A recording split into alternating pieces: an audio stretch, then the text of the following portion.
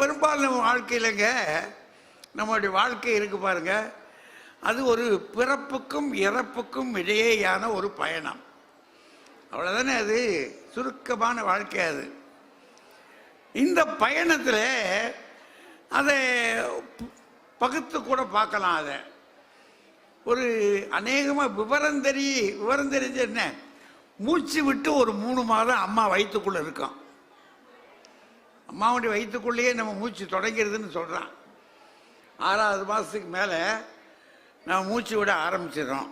அங்கே மூச்சு விடுறது மட்டும் இல்லையா, சாப்பிட்றது, ஆட்டம் போடுறது, குத்துறது.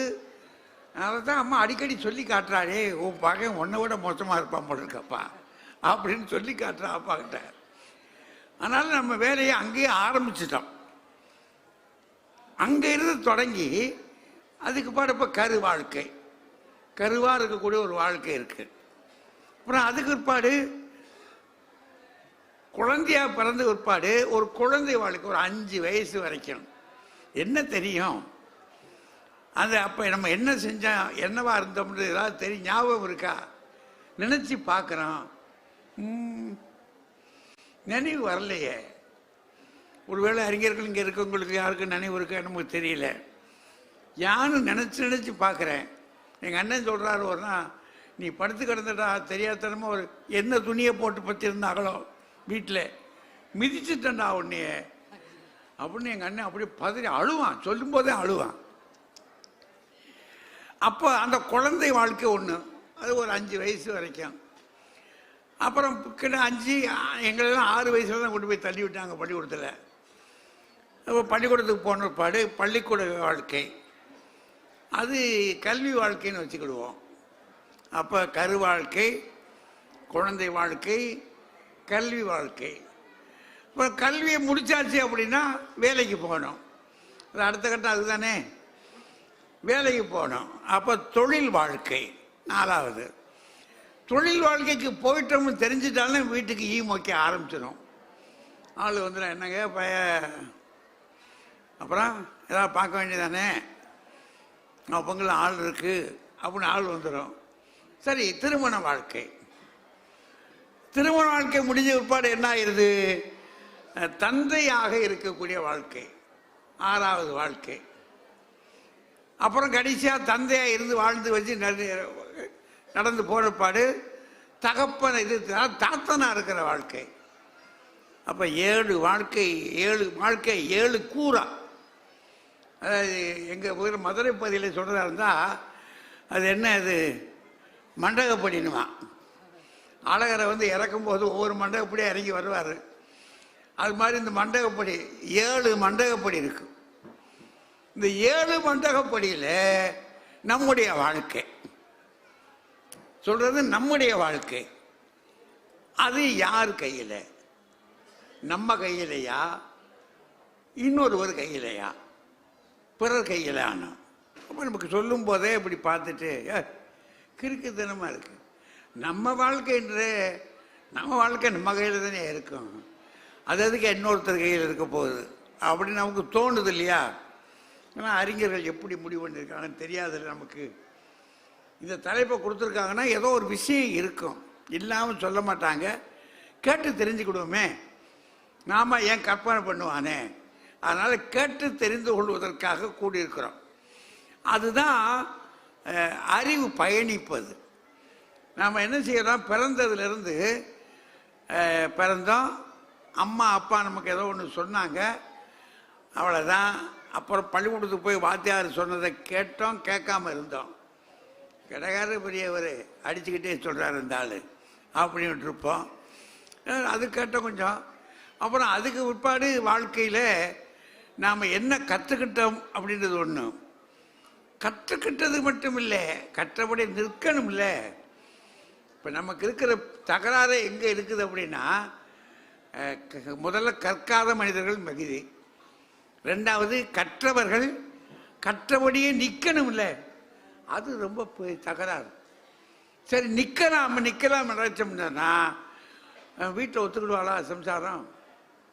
கிறுக்கு மனுஷா, கூறு கட்ட மனுஷனை கட்டி வச்சுட்டாங்க எனக்கு, என்னையா வாழ்க்கை எடுத்துற நீ அப்படின்னு அவ இக்கட்டு பண்ணுவான். அவன் முரண்டு பண்ணாலும் பிள்ளைகள் முரண்டு அவனை ஆரம்பிச்சிடும். இதுக்கடையில் நாம எப்படி வாழ்கிறோம் அப்படின்றது ஒரு தனி வாழ்க்கை வரலாறு.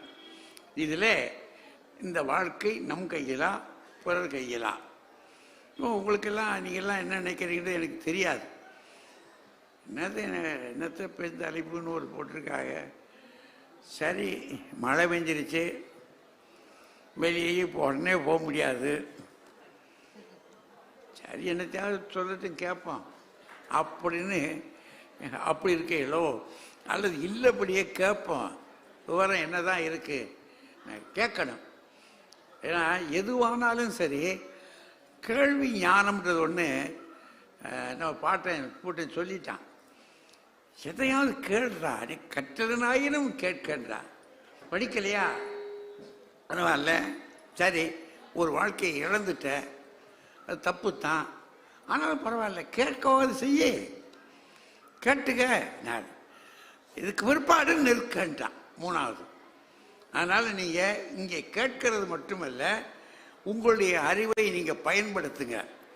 நம்ம ஊரார் அறிவை பயன்படுத்துறதை விட நம்ம அறிவை பயன்படுத்தணும். அதற்காக உங்களிடத்தில் வேண்டுதல் செய்து கொண்டு இப்போ நேரத்துக்கு நெருக்கிட்டேன். அதனால் இனி நாம் முன்னே நீட்டிக்கிறதை விட இவங்களை மோத விடலாம். நம்முடைய வாழ்க்கை யார் கையில் அப்படின்றதில் 4 பேர் பேசுகிறாங்க. ஒரு பக்கம் பேராசிரியர் அன்புநாதன், அவர் ஒரு மருத்துவர். கையை பிடிச்சி பார்த்தோன்னுங்க கதையை சொல்லிவிடுவார். அவர் என்னுடைய மாணாக்கர் தான். ஆனால் நான் பெருமைப்படுகிற மாணாக்கர். நம்மகிட்ட கற்றுக்கிட்ட பிள்ளை இவ்வளோ அறிவாளியாக இருக்க, நம்மளை மிஞ்சி இருக்குது அப்படின்னு. ஏன்னா அப்படி ரொம்ப, அதாவது எனக்கு எப்போது சிரமமாக இருந்தால் நான் இப்படி இருக்கிறேன்றதுக்கு காரணம் அவர் தான். நான் இப்படி இருக்கேன் அப்படின்றதுக்கு அவர் தான் காரணம். அதனால் ரொம்ப தெளிவான ஆள். மருத்துவத்தில் எவ்வளோ தெளிவாக இருக்காரோ அதுபோல் இந்த செய்தி சொல்லுவதிலும் தெளிவாக இருப்பார், நம்பலாம். அவர் ஒரு புறம். அந்த பக்கத்தில் தம்பி ராஜ்குமார், அவர் எங்கள் பண்ணையில் வளர்ற, அது ஒரு அதை பறவைன்னு சொல்லலாம், இல்லை என்ன வேணாலும் சொல்லுங்கள், பயிர்னு சொல்லுங்கள், அது ஒரு உயிர், எங்கள் பண்ணையில் வளர்கிற உயிர் அது. அவர் ஒரு நல்ல பேச்சாளர், ரொம்ப அருமையாக செய்திகளை சொல்லுவார். என் பக்கம் ராஜபாளையத்தில் தான் இருக்கார். ஆனால் அவர் பிறந்து வளர்ந்தது நாகர்கோவில், ஆனால் இங்கே தொழில் பார்க்குறதுல ராஜபாளையத்து பக்கத்தில் இருக்கார். நல்ல செய்தி சொல்லுவார். அவங்க 2 பேரும் என்ன சொல்கிறாங்க, நம்ம வாழ்க்கை நம்ம கையில் தாங்க, அடுத்தவங்க கையில் இல்லைங்க. 2 பேர். இந்த பக்கத்தில் நம்ம ரேவதி அம்மா, இவங்க மதுரையில் நம்முடைய அது செந்தமிழ் கல்லூரியில் பணியில் இருக்காங்க. அவர் ஒரு துணை முதல்வர். அவங்க சொல்கிறாங்க, இல்லைங்க பிறர் கையிலே இருக்குது, சும்மா அப்படி நம்ம புழட்டிடக்கூடாது, அடுத்த கையிலையும் இருக்குதுங்க அப்படின்னு அவங்க சொல்கிறாங்க. எங்கெங்க அடி வாங்கினாங்களோ, அனுபவம் தானங்க மனுஷனுக்கு. அதனால் அவங்க சொல்கிறாங்க, மாதிரி பிறர் கையில் தான் இருக்குது அப்படின்னு அவங்க. அந்த பக்கத்தில் நம்ம ராஜா,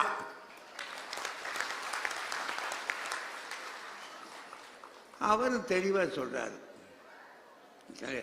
கல்யாணம் கட்டாததுக்கு முன்னாடி வரைக்கும் நம்ம கையில் தான் இருக்கிற நினச்சிக்கிட்டு இருந்தோம். நம்ம வாழ்க்கை நம்ம கையில் தான் இருக்கு, ஆறா போடா அப்படின்னா. கல்யாணம் ஆச்சு, அந்த அம்மா ஒரு பார்வை தானே பார்க்குது, ஒரே பார்வை, செத்து சுண்ணாம்பாகி உட்காந்துருக்குறோம். ஒரு பார்வை, ஒரு வழி கிடையாது. அப்புறம் போய் கெஞ்சி,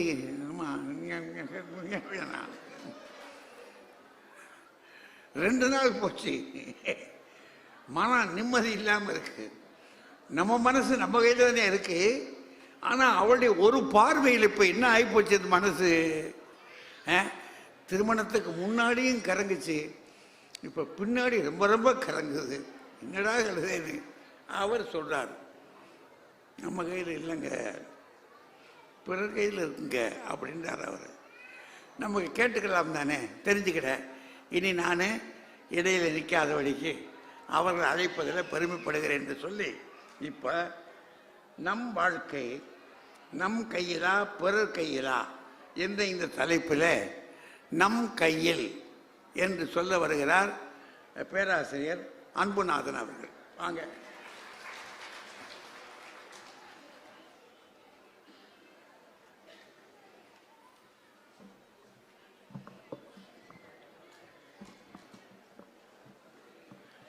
முதற்கண் எனது ஆசிரியர் பத்மஸ்ரீ ஐயா நடுவர் ஐயா அவர்களுக்கு என்னுடைய சிரம் தாழ்ந்த வணக்கங்கள். இந்த அவையை அலங்கரித்துக் கொண்டிருக்கக்கூடிய நாடாளுமன்ற உறுப்பினர் மற்றும் சட்டமன்ற உறுப்பினர், ஆட்சியர் மற்றும் ரெவென்யூ டிபார்ட்மெண்ட் அதிகாரிகள் சொன்னாங்க. இப்போதான்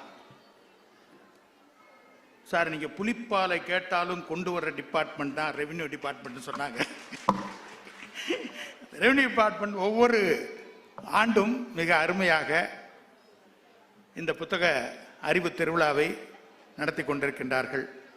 அந்த அதிகாரிகள் மற்றும் பப்பாசி அமைப்பைச் சேர்ந்தவர்கள் அனைவருக்கும் என்னுடைய வாழ்த்துக்களும் வணக்கங்களும். மழை பெய்தாலும் இந்த பட்டிமன்றத்தை, ஐயா தலைமையில் நடக்கக்கூடிய இந்த பட்டிமன்றத்தை பார்த்து இதில் இருக்கக்கூடிய விஷயங்களை கேட்டு செல்ல வேண்டும் என்று அமர்ந்திருக்கக்கூடிய விருதுநகர் வாழ் ரசிக பெருமக்களுக்கு அன்பான வணக்கங்கள். அந்த பக்கத்தில் அந்த ரேவதி மேடம் செந்தமிழ் கல்லூரியில் வேலை பார்க்குறாங்க. ஒரு முறை சும்மா கல்லூரிக்கு போகும்போது அப்படி பார்த்தேன். உள்ள அவங்க கிளாஸ் எடுத்துக்கிட்டு இருந்தாங்க. சொல்லிக்கிட்டு இருக்காங்க, ஏய் பரீட்சை வரப்போகுது, ஒழுங்கா படிங்க, நீ ஒழுங்கா படித்தாதான் மார்க் வரும், பார்த்துக்க, எல்லாம் உங்க கையில் தான் இருக்கு அப்படின்னு அங்கே காலேஜில் சொல்லிக்கிட்டு இருந்தாங்க. இங்கே நீ மார்க் வாங்கிறது அடுத்த கையில் இருக்குடான்னு சொல்கிறாங்க. பிறர் கையில் தான் நம் வாழ்க்கை இருக்கிறது. பிறர்கிட்ட இருக்குன்னு என்ன அர்த்தம்? பார்த்துல சொல்கிறாங்களா என்னன்னு தெரியல.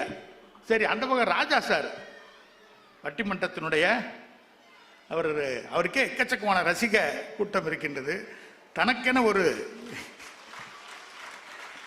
பாணியை வளர்த்து கொண்டு ராஜா பாணி அப்படின்னு சொல்லி ராஜநடை போடும் அவர் என்ன சொல்றாரு, இங்க இல்ல நான் மற்றவங்க கையில தான் சொல்றாரு.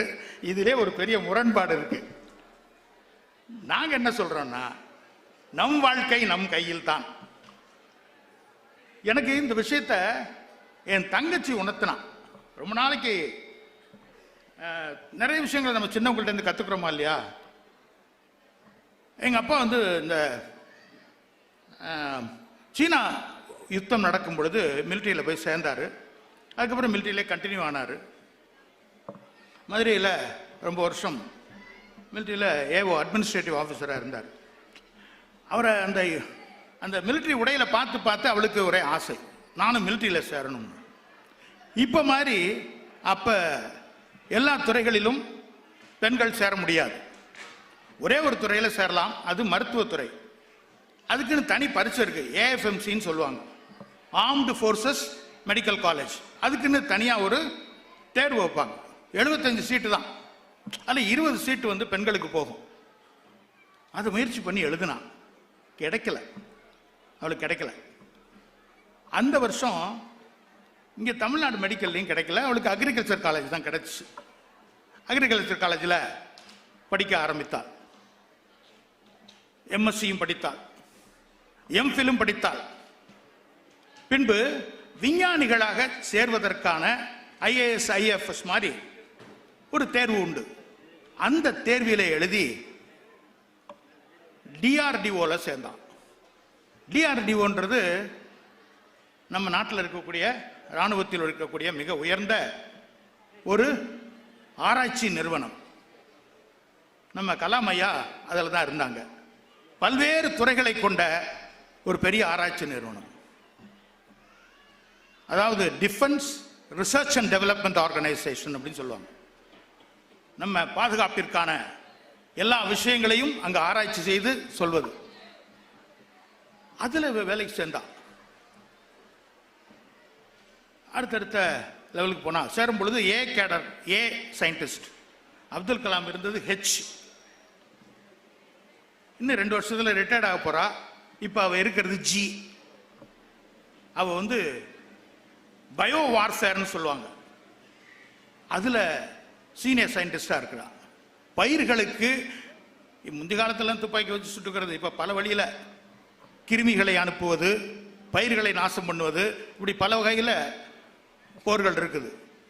அதில் இவ அந்த பயிர்களை நாசம் பண்ணக்கூடிய விஷயங்கள் அது தொடர்பான இதில் சீனியர் சயின்டிஸ்டாக இருக்கான். ஒரு முறை கல்யாணத்துக்கு பெங்களூர் போனோம். நான் காரில் இங்கேருந்து போயிருந்தேன். அவள் டெல்லியிலேருந்து வந்திருந்தா. அங்கே வந்து ஒரு மெடிக்கல் அங்கே ஒரு மிலிட்ரி கேன்டீன் இருக்குது. அங்கே ஏதோ ஜாமான் வாங்கணும் அப்படின்னு காரில் அவளை கூட்டிகிட்டு போனேன். போன உடனே அங்கே உள்ள செக்யூரிட்டி இருப்பாங்கல்ல, என்னுடைய கார்டை காட்டணும்னு பெரிய சல்யூட் போட்டு கார் அங்கே நிறுத்துங்கன்னு சொல்லிட்டு கார்லேருந்து இறங்கி வரத்துக்குள்ள அந்த டோட்டல் இதனுடைய கமாண்டிங் ஆஃபீஸர், அவர் லெப்டினன்ட் கேர்னல் ரேங்க்ல இருக்கவர், அவர் முதற்கொண்டு எல்லாரும் ஓடி வந்து விஷ் பண்ணாங்க. விஷ் பண்ணி இவளையே கூட்டிட்டு போய் உள்ள எல்லா இடத்துக்கும் போனேன். அப்பதான் நான் தெரிஞ்சேன் இவ இருக்கிறது பிரிகேடியர் லெவல்ல இருக்கிறா. பிரிகேடியர் லெவல் அப்படிங்கிறது பிளாக் ஆஃபீஸர், மிலிட்ரியில ஒரு உயர்ந்த இடம். நம்ம ஊர்ல சொல்லணும் அப்படின்னா இங்க போலீஸ் கேட்டகரியில ஃபர்ஸ்ட் டாப் மோஸ்ட் ஆஃபீஸர் வந்து டிஜிபின்னு சொல்றோம். அவருக்கு 1 பிளாக். ஏறத்தால் அந்த கேட்டகரி. நினைத்ததை முடித்தாள். என்னால முடியும் என்று அவள் அன்றைக்கு மிலிட்ரியில் அந்த பக்கம் விட்டுட்டு இந்த பக்கம் வந்து பிடிச்சிருக்கா. எனக்கு வெறி ஆச்சரியம். இதைத்தான் வள்ளுவர் ஆக்கம் அதர்வினாய் செல்லும் அசைவிலா ஊக்கமுடையான் உலை என்று. நீ உன்னை நம்பி நீ நடக்க ஆரம்பித்தாள் என்றால் உன்னை தேடி உயர்வு வந்து சேரும் என்று சொல்கிறார். வேற எங்கேயும் போக வேண்டாம். என்னை நம்பி நான் நடக்க துவங்கும் பொழுது என்னை நோக்கி உயர்வு வந்து சேரும். அடுத்தவங்களை நம்புறது இல்லை. அடுத்தவங்களை, அதாவது ஐயா சொல்லும் பொழுது சொன்னாங்க பல்வேறு மண்டகப்படிகள் இருக்குன்னு சொன்னாங்க. இருக்கு இருக்கு, இல்லைன்னு சொல்லல. நாம் சமூக விலங்காக பிறந்திருக்கின்றோம். நமக்கு மற்றவர்கள் வேண்டும். உயரமான ஒரு இடத்துல இருக்க ஒரு பொருளை எடுக்கணும். ஏணியை பயன்படுத்தி நான் மேலே ஏறி எடுக்கிறேன். அதனால இந்த பொருளை எடுத்தது ஏணி தான் சொல்ல முடியுமா? நான் தான் எடுத்தேன். ஏணியாக பயன்படக்கூடியவர்கள் பெற்றோர்களாக இருக்கலாம், ஆசிரியர்களாக இருக்கலாம், அல்லது நான் வேலை பார்க்கும் இடத்திலே இருக்கக்கூடிய உயர் அதிகாரிகளாக இருக்கலாம். எல்லா இடத்துலையும் எல்லாம் கரெக்ட். ஆனால் நான் என்னுடைய உயர்வு என்பது என் கையில் தான் இருக்கின்றது. நம் ஒவ்வொருவர் கையில் தான் இருக்கின்றது. ரொம்ப முன்னாடியே யாதும் ஊரே யாவரும் கேளீர் என்று சொன்ன கணியன் பூங்குன்றனார் அடுத்த வரியாக சொன்னார், தீதும் நன்றும் பிறர் தரவாரா என்று. எதுவும் அடுத்தவன் கொடுத்து வர்றதில்லை. உனக்கு நல்லது நடந்தாலும் சரி, கெட்டது நடந்தாலும் சரி, எல்லாம் ஒன்னால தான் சொன்னார். அன்னைக்கே சொல்றாரு, உன் கையை நீ நம்புன்னு சொல்லு. ரொம்ப நாளைக்கு அப்புறம் ஒரு திரைப்படத்திலையும் நம் வாழ்க்கை நம் கையில்னு சொல்லிட்டு ஒரு தடவை சொன்னா 100 தடவை சொன்னதுன்னு சொல்லி ஒருத்தர் சொன்னார். என்ன அது போடுங்க, இது எப்பவும் இருக்கணும். எஸ்ஐஆர் நம்ம கையில் இருக்கா, பிறர் கையில் இருக்கா? எல்லார் கையிலையும் இருக்குது. அது எழுதி கொடுத்து உள்ள சேர்க்கறது நம்ம கையில தான் இருக்கு. நம்ம எழுதி கொடுத்து சேர்த்தோம்னா தான் நம்ம உள்ள போட முடியும். அப்பதான் நம்ம கையில மை வரும், இல்லாட்டினா வராது. அது வரட்டும், வாங்கி நம்ம அனுப்பிடுவோம். சரி சரி சரி. ஐயா வந்து சரியா ஞாபகப்படுத்தினாங்க. இந்த எஸ்ஐஆர்னு ஒன்று இருக்கு, அது யார் கையில் இருக்குன்னு கேட்டாங்க. அது வந்து நம்ம கைக்கு வரும், வந்தோடனே நம்ம அனுப்பிடுவோம். நம்ம ஏன்னா வர்ற பிஎல்ஓவே அவர் கையில் இல்லைன்னு.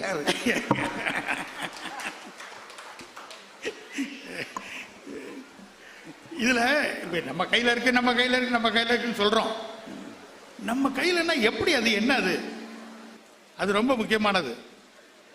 இப்ப நம்ம நாட்டில் விடுதலை போராட்டம் நடந்துச்சு, ரொம்ப நாள் நடந்துச்சு. பிரிட்டிஷ்காரங்களை எதிர்த்து அதில் முக்கியமாக பார்த்தா காந்தியே எடுத்துக்குவோம், இன்னொரு பக்கத்தில் சுபாஷ் சந்திர போஸ் எடுத்துக்குவோம். காந்தியடிகள் இந்தியாவிற்கு விடுதலை வேண்டும் என்று எண்ணுகிறார். அதே போல்தான் சுபாஷ் சந்திர போஸ் அவர்களும் விடுதலை வேண்டும் என்று எண்ணுகிறார்கள். இதற்கு இவர் ஒரு முடிவெடுக்கின்றார், நான் அகிம்சையில் போராடி நான் இந்த விடுதலையை வாங்க வேண்டும் என்று. அதே சமயத்தில் சுபாஷ் சந்திர போஸ் ஐயா அவர்கள் இல்லை, முல்லை முள்ளால் தான் எடுக்க வேண்டும், அவர்களைப் போல் நாமும் போராடி வெல்ல வேண்டும் என்று அவர் நினைக்கின்றார். அடுத்தது நினைச்சிட்டு பேசாம முற்றல, அதற்கான முயற்சிகளில் தொடர்ந்து 2 பேரும் ஈடுபடுகின்றார்கள். இதுதாங்க நம்ம கையில் எடுத்துக்கிறதுன்றது அர்த்தம். என்ன வேண்டும், அதற்கு ஏற்றாற் போல முடிவுகளை எடுக்க வேண்டும், முடிவுகளை எடுத்து முயற்சி செய்ய வேண்டும், வெற்றி அடைவோம். இது அடுத்தவங்க கையில் இருக்குன்னா என்ன அர்த்தம்? நமக்காக அவங்க முடிவு எடுப்பாங்களா? நமக்காக அவங்க என்ன எண்ணுவாங்களா? இவங்க சொல்றதை பார்த்தா விடுதலை நமக்கு கிடைத்தது பிரிட்டிஷ்காரங்கனால தான் அப்படின்னு சொல்ற மாதிரி இருக்கு. அவன் தான் கொடுத்தான், அதனால அவங்க தான் நமக்கு விடுதலை வாங்கி தந்தாங்கன்னு சொல்ற மாதிரி இருக்கு. நாம் போராடி வாங்கினோம். தலைவர்கள் அனைவரும் நம்மால் முடியும் என்று நினைத்தார்கள், அதற்காக போராடினார்கள், அதை எண்ணினார்கள், முடித்தார்கள். அப்படித்தான் அது. எப்படியோ யாரோ ஒருத்தர் மண்டபத்தில் எழுதி கொடுப்பாங்க, அதை வாங்கிட்டு ராஜா கிட்ட பாடி பொற்களி வாங்கிட்டு போயிடலாம்ன்ற ஜோலியே கிடையாது வாழ்க்கையில. ஏன்னா யாரும் உங்களை உயர்த்துவதற்காக இங்க காத்துக்கிட்டு இல்லை. அதான் நிதர்சனமான உண்மை. நான் குட்டிக்கரணம் அடித்து வாழ்க்கையிலே போராடி வெல்ல வேண்டும். ஏன்னா வாழ்க்கை என்பதே போராட்டம் தானே. அதுதான் ஐயன் வள்ளுவரும் சொல்றாரு, பிறவி பெரும் கடல் என்கிறார். அது பெட் ஆஃப் ரோசஸ் அப்படின்னு சொல்லி ஷேக்ஸ்பியர் கூட சொல்லல. ஷேக்ஸ்பியர் சொல்றாரு, it's not bed of roses. ஒரே ஒரு நிமிஷம், பெட் ஆஃப் ரோசஸ் இல்லைன்றார். வாழ்க்கை போராட்டம். அப்ப நீங்க அடுத்தவங்க கையில இருக்குன்னா அந்த போராட்டம் ஊக்கமுடைமைன்னு ஒரு அதிகாரமே இல்லாம போயிருக்கும். வள்ளுவன் அன்னைக்கே சொல்லியிருக்கான், எல்லாம் நம்ம கையில தான். நிறைய சொல்லியிருக்கான், நிறைய விஷயங்கள் இருக்கு, நிறைய சொல்லிக்கிட்டே போகலாம். அதனால நம் வாழ்க்கை நம் கையில் தான் சொல்றேன். கடைசியா ஒரே ஒரு சின்ன கதையை மட்டும் சொல்லி முடிச்சிடறேன். ஒரே ஒரு நிமிஷம். ஒரு பெரிய அறிஞர், அவரு நமக்கு தெரிஞ்சிருக்கும் அந்த கதை. யார் எந்த கேள்வி கேட்டாலும் யோசித்து பதில் சொல்லி விடுவார். அவ்வளவு சிறந்த அறிஞர். அவர்கிட்ட என்னை மாதிரி ஒரு 18 வயசு பையன், சின்ன பையன், 18 வயசு பையன், இவர் எப்படியாவது மாட்டணும், கேள்வி கேட்டு மாட்டணும்னு நினைச்சிட்டு ஒரு சின்ன பட்டுப்பூச்சியை கையில் பிடிச்சிட்டு போறான். அவர்கிட்ட போய் கேட்குறான், ஐயா அறிஞரே, எல்லா கேள்விக்கும் பதில் சொல்லிடுறீங்களாம்ல, என் கையில் ஒரு பட்டுப்பூச்சி இருக்கு, அது உயிரோட இருக்கா செத்து போச்சான்னு சொல்லுங்க அப்படின்னு சொல்லி கேட்குறான். மாட்டிக்கிட்டார். இவர் உயிரோட இருக்குன்னு சொன்னா கையால் நசுக்கி இந்த செத்து போச்சு இல்லைன்னு காட்டிடுவான். செத்து போச்சுன்னு சொன்னா அப்படி பறக்க விட்டுருவான். என்னடா அது, சின்ன பையன் இப்படி மாட்டிட்டானே அப்படி யோசிச்சு பார்க்கிறார். அருமையான பதிலை சொல்கின்றார். அந்த பூச்சி செத்ததும் சாகாததும் உன் கையில் உள்ளதுன்னார். உன் கையில் உள்ள பூச்சி செத்ததும் சாகாது எல்லாம் உங்கள்கிட்ட தான்டா இருக்குன்னார். இது இந்த பூச்சிக்கு சொன்ன கதை அல்ல, நம் வாழ்க்கைக்கு சொன்ன கதை. நாம் வாழ்விலே உயர்வதும் தாழ்வதும் எல்லாம் நம் கையில் தான் இருக்கின்றது. மற்றவங்களை பழி சொல்லி அர்த்தம் இல்லை. கடைசியாக இந்த உலகத்திலே 2 வகையான மக்கள் இருக்கின்றார்கள். ஒருவர் இந்த உலகத்திலே வாழ்பவர்கள், they are living in this world. இன்னொரு கேட்டகரி இருக்காங்க, they are staying in this world. இந்த உலகத்திலே இருக்கிறார்கள். வாழ நினைத்தால் வாழ முடியும். வாழ்பவர்கள் வாழ்க்கை உயர்வு தங்கள் கையிலே என்று நினைப்பவர்கள். மற்றவங்கள்லாம் இங்கே இருக்கின்றார்கள். நாம் இருக்கின்றோமா, இருப்பவர்களில் இருக்கின்றோமா அல்லது வாழ்கின்றோமா என்பது நம் கையில் என்று நினைக்கும் போதுதான் வரும் என்று கூறி இந்த அருமையான வாய்ப்புக்கு நன்றி கூறி விடைபெறுகின்றேன். நன்றி, வணக்கம். நன்றி, வணக்கம்.